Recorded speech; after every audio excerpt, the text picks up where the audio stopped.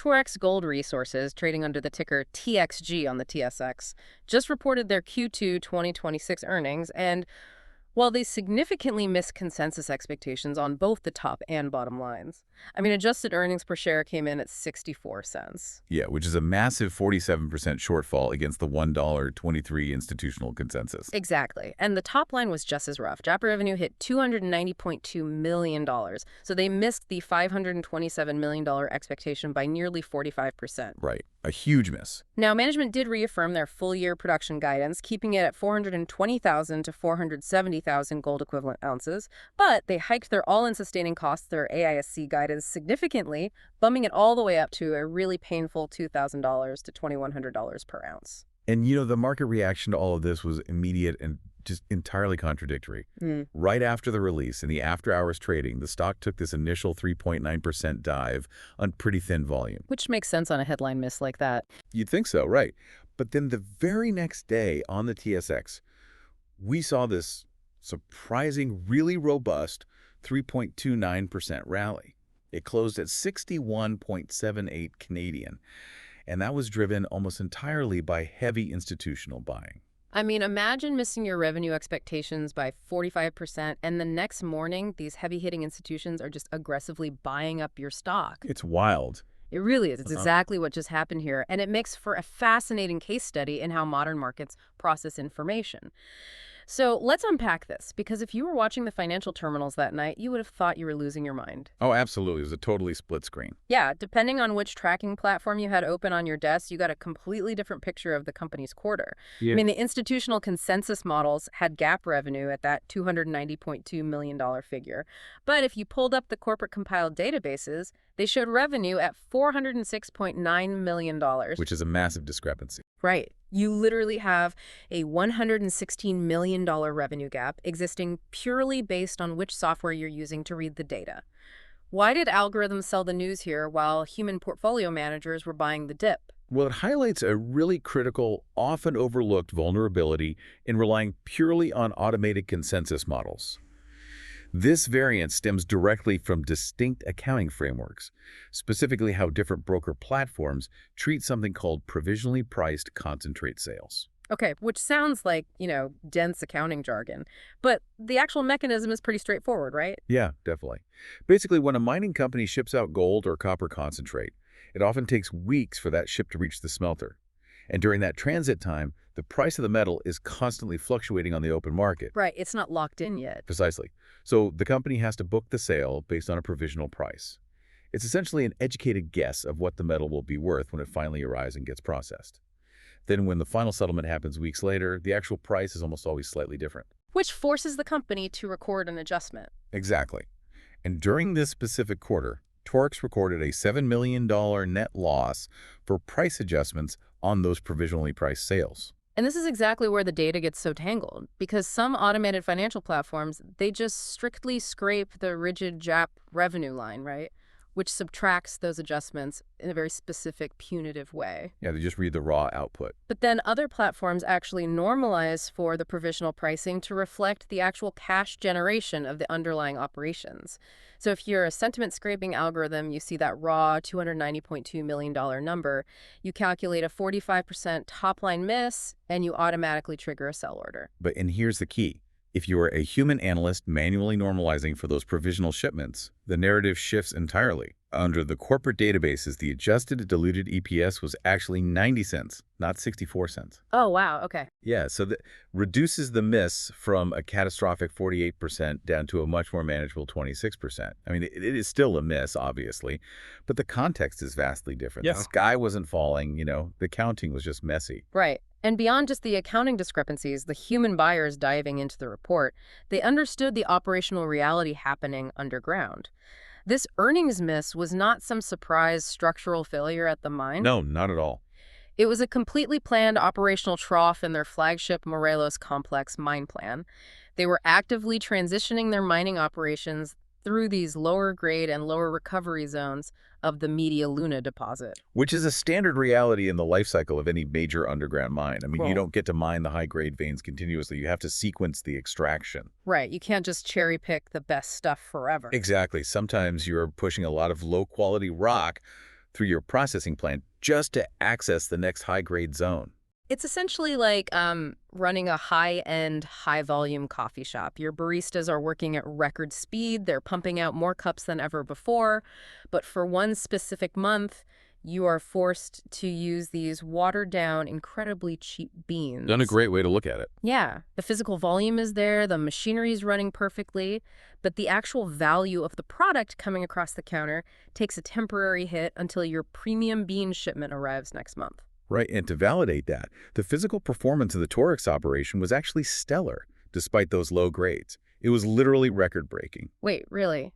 Record breaking during a trough? Yeah. The processing plant achieved an average throughput of 10,793 tons per day, and it comfortably beats its original design capacity of 10,600 tons per day. Plus, the underground mining rates at Media Luna and the ELG underground, they also exceeded their design targets So the physical throughput is entirely optimized. completely. And that ensures that as soon as the head grades, meaning the amount of gold actually contained in the rock as soon as those recover, the total gold equivalent production is going to scale up incredibly fast Yeah. because, the machinery is already running above maximum capacity. But, I mean, running all that low-grade material did absolute violence to their margins in the short term. Q2 AISC spiked to an agonizing $2,459 per ounce. Yeah, that's a tough number to look at. If you are an investor reading that number on a screen, it looks terrifying. You're spending over $2,400 just to pull an ounce of gold out of the ground. But because gold prices are hovering at historic highs, they still somehow maintained a 46% AISC margin. And that is the beauty of the denominator effect in a strong commodity cycle. The higher realized metal prices just completely insulated them from the lower production volume. Which brings us to the metric that truly dictates institutional buying behavior, free cash flow. Yes, this is the most crucial metric for retail investors to watch, and it's where the underlying strength of the business really shines through. Despite this being the planned operational trough of the year, Torex generated $94.2 million in free cash flow during the quarter. Which is incredibly impressive. And what's really wild is that they achieved that even after a $39.3 million outflow from Mexican employee profit sharing. I mean, that profit sharing is a massive, mandated, one-time cash drag, and they still printed nearly $95 million in free cash. And management didn't just sit on that cash either. They immediately put it to work. They returned $55 million to shareholders in Q2 alone through aggressive share buybacks and a newly increased quarterly dividend of 16 Canadian cents per share. Wow, okay, so they're really leaning into shareholder returns. Yeah, that capital allocation puts them perfectly on track to hit their stated target of returning $350 million to shareholders for the full year. Furthermore, they are operating from a position of absolute financial strength right now. Right, because they're completely debt-free. It's exactly. Debt-free, carrying $169.4 million in cash, and they boast total available liquidity of $506.3 million. Okay, a debt-free balance sheet and $500 million in liquidity is fantastic. But here's where it gets really interesting, and I want to push back a bit on the rosy narrative management is spinning here. Oh, let's hear it. CEO Andrew Snowden spent a lot of the earnings call framing this Q2 drop as a temporary sequencing issue. But if this is just a temporary dip because they are mining a low-grade zone, why did they just raise their full-year cost guidance by a massive $250 an ounce? That is the million-dollar question. Right. They moved the goalpost from $750 on the low end all the way up to $2,100. As an investor, when you see costs jump by $250 an ounce, your first instinct is that management is trying to downplay sticky structural inflation by just calling it temporary. And that tension right there is exactly what Wall Street is debating this week. Are these costs temporary, or are we looking at sticky inflation? To their credit, management did provide a very transparent AISC cost waterfall in the presentation to explain exactly where that $250 per ounce increase is coming from. Okay, so let's break that down. Yeah, it deliberately separates the temporary grade issues from the very real structural headwinds. Yeah. If we look at it, only $30 per ounce of that increase is actually tied to the temporary mine plan sequencing and those lower localized recoveries. Wait, so the temporary excuse only covers $40? Exactly. That leaves a gaping $210 hole of cost increases. Looking at the breakdown, the biggest chunk is a $100 per ounce hit strictly from elevated region consumption. To handle these complex transitional ores, their cyanide usage has spiked to approximately 6.5 kilograms per ton. Which is a massive amount of chemicals. 6.5 kilos of cyanide for every single ton of dirt. They are practically soaking the rock in it just to separate the gold. Yeah, and that is a fascinating chemical reality of mining this specific type of deposit.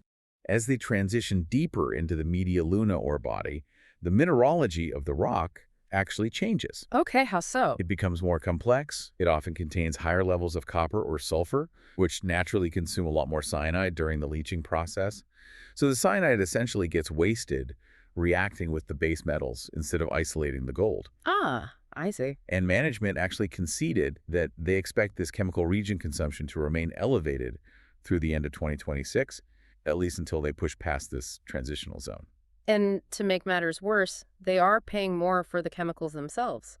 The waterfall shows another $30 per ounce increase coming directly from base chemical pricing inflation across their regional supply networks. Right, so you're getting hit on both sides. Yeah, so that is $130 per ounce tied entirely to processing chemicals, both needing significantly more of them to treat the complex rock and paying a premium to get them delivered. That doesn't sound temporary at all. That sounds incredibly sticky. It is absolutely a structural step up in processing costs, at least for the next 2 to 3 years. But, the chemical costs are really only half the battle here. You also have the foreign exchange headwind. Oh, right, the peso. Exactly. That adds another massive $70 per ounce to the cost profile. Torex originally budgeted their operations, assuming an exchange rate of 19 Mexican pesos to the US dollar. But the Mexican peso has just remained stubbornly strong. Which is great for the Mexican economy, obviously, but terrible for a mining company selling gold in US dollars while paying for local labor, diesel, and contractors in pesos. Exactly. Because 50% of their operating costs are denominated in Mexican pesos, that strong currency acts as a constant exogenous premium on everything they do. Add in a $30 per ounce hit from sustaining capital adjustments that are also tied to the peso, and a $20 hit from higher royalties linked to higher gold prices, and suddenly that entire $250 increase makes perfect sense. Yeah, it adds up fast. Although, to be fair to management, they do get a $70 per ounce offset, simply because higher realized metal prices boost the value of the gold equivalent sales denominator. Right, but when you strip away the temporary grade fluctuations and those metal price offsets, the high cyanide consumption and the stubbornly strong peso, those are the real unavoidable structural risks here. Absolutely. And this specific cost breakdown is exactly what is driving the dual narratives across analyst desks right now. Mhm. Broadly speaking, analysts maintain their buy and outperform ratings, keeping their 12-month price targets robustly between C$88.71 and C$95.69. Which is still a really strong outlook. It is, but under the surface of those buy ratings, there is a fierce bear versus bull debate taking place. Well, if I am holding this stock, the bear case is what keeps me up at night, primarily because of single asset concentration risk. The Morelos complex is their flagship operation. It is the engine driving the entire company. Right, all their eggs are essentially in one basket. Exactly. That means any disruption there, whether it's a labor strike, a geological fault, or just a really stubborn patch of complex ore, has a terrifyingly outsized effect on the overall balance sheet. And the bear argument hinges entirely on that concentration risk, coupled with the severe margin sensitivity to localized grade fluctuations that we literally just witnessed in Q2. Yeah, they're looking at the numbers and worrying. The bears are pointing at this quarter and saying, look, when grades dip even slightly, AISC can easily spike past $2,400 an ounce.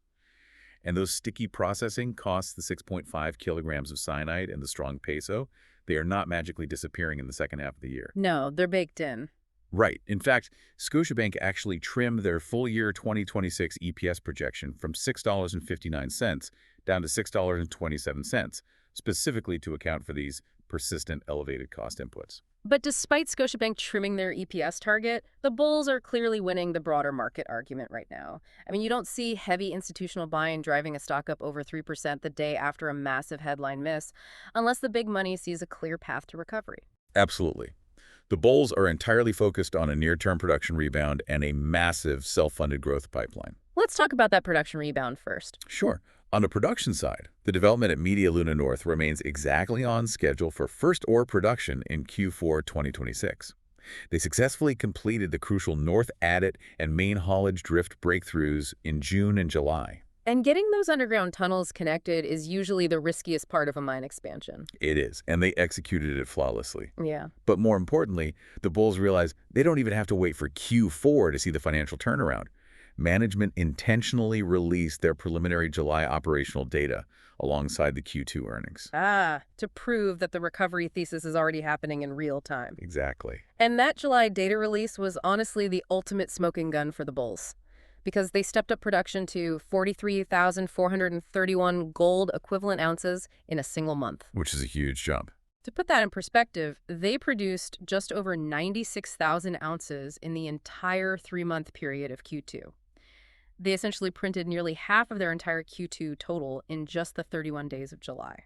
That dramatic volume step-up confirms their reaffirmed guidance. And it completely validates the physical throughput rates we discussed earlier, that record 10,793 tons per day will generate massive immediate cash flow the second the head grades normalize. Right, the operational bottleneck is gone. It's gone.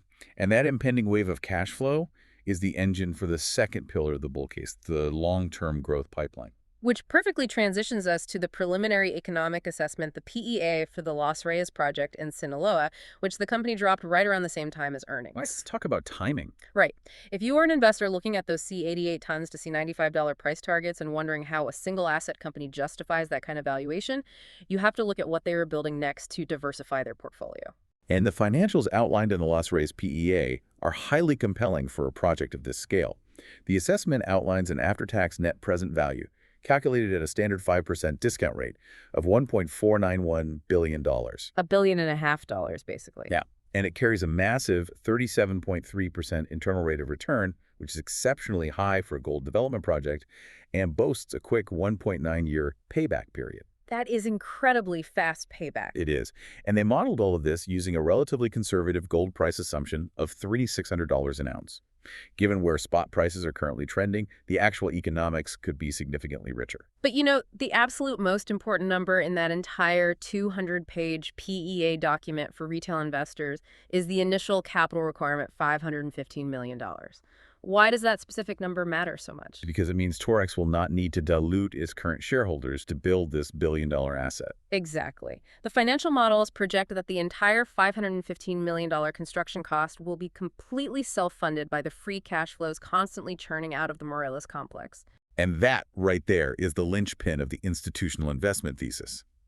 When you combine a completely debt-free balance sheet, over $500 million in current available liquidity, and a self-funded growth asset carrying a 37% IRR, you begin to understand why analysts are maintaining their outperform ratings despite a messy transitional quarter. It perfectly encapsulates the fundamental difference between trading a headline and investing in a balance sheet. Exactly. The analysts at Scotiabank, National Bank, and BMO Capital, they aren't obsessing over a temporary spike in cyanide costs. They are looking at the 16-cent quarterly dividend, the aggressive share buybacks, and the fact that the company just expanded their 2026 exploration budget to a record $85 million.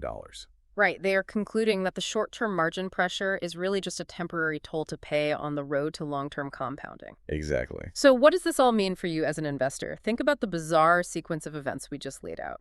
Algorithmic trading accounts blindly dumped Torex shares on Thursday night because they scraped a massive headline revenue miss. A miss that was, as we established, heavily exacerbated by a mechanical accounting quirk in how provisionally priced concentrate sales are logged across different databases. The computers basically reacted to a shadow, not the actual business. Yeah, they totally panic. But the very next morning, human institutional buyers stepped in, absorbed the algorithmic selling, and drove the stock up over 3%. They bought the underlying cash flow, they bought the $500 million in pristine liquidity, and they bought that July production step-up that mathematically proved the second-half grade recovery was already well underway. They looked at the actual operations. Right. So what does that tell us about the informational edge a retail investor can find by simply reading past the gap headlines? It tells us that in an era of lightning-fast algorithmic overreactions, understanding the actual physical mechanics of a business, knowing the difference between a structural failure and a planned operational trough, is where the real alpha is generated. The headline miss is just the start of the story. The cash flow statement and understanding how the rock actually comes out of the ground, That is the reality. Yeah, definitely. Make sure to follow the show for daily, no-nonsense earnings coverage just like this, where we look past the algorithms and figure out what the numbers actually mean. We will catch you on the next one.